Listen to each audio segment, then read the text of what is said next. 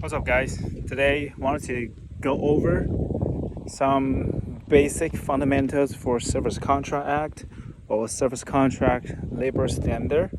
And as more and more people wants to get into the government sector of and trying to get a funding from the government, and they enter into this service type of contract is more than $2,500.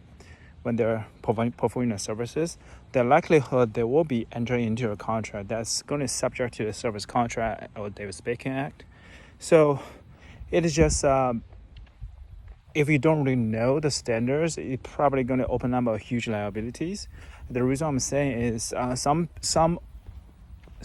companies, if this is your first time, even the 10th time to really work on the SCA covered work or SCLS covered work, a lot of people don't really know if they think they can, if they pay the minimum wage rate, that should be enough. That's totally wrong, because we have found from the other contractors, our other clients, what they were doing is they were trying to pay the minimum. There's something called a wage determination. It's in every single contract. It's going to be covered by different, issued by Department of Labor and update pretty frequently. And they'll say, if you have a contract, you're supposed to have a wage determination modified into the contract. And sometimes you have, with the current remote environment, a lot of people may be doing something like a remote work. So that may not be covered by the wage determination issued by the by the contracting officer. So in that situation, you probably need to request a conformance. That's going to ask the CO to modify your contract to incorporate a new wage determination. It's going to fit that locality, because wage determination is really county by county basis. Some county may have a higher rate, some county may have a lower rate. So it really depends. A lot of contracts that fail to recognize that with the remote working environment. That's the most common pitfall. The second pitfall is some company may provide health insurance, but a lot of small mom and pop shops, they provide a basic health insurance. But at the same time, they require the employee themselves to contribute into the plan 100% themselves.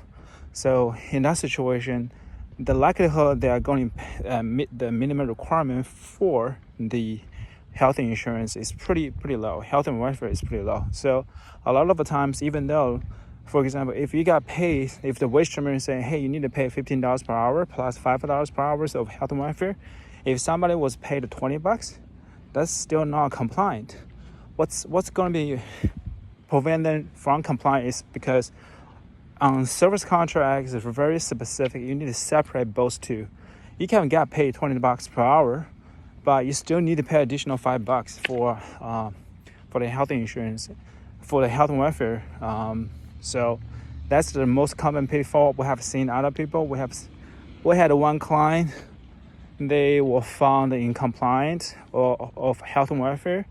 They required by the Department of Labor, and which would require them to pay more than $500,000 for basically 2 years of work. So it's a substantial. So that's a quick updates on the service contract. I'll see you next time. Peace. So if you want to know a little bit more about the service contract, drop a comment down below, drop a diagnosis down below, so I can send you some material so you can take a look at it, and we want to see if we can help you out.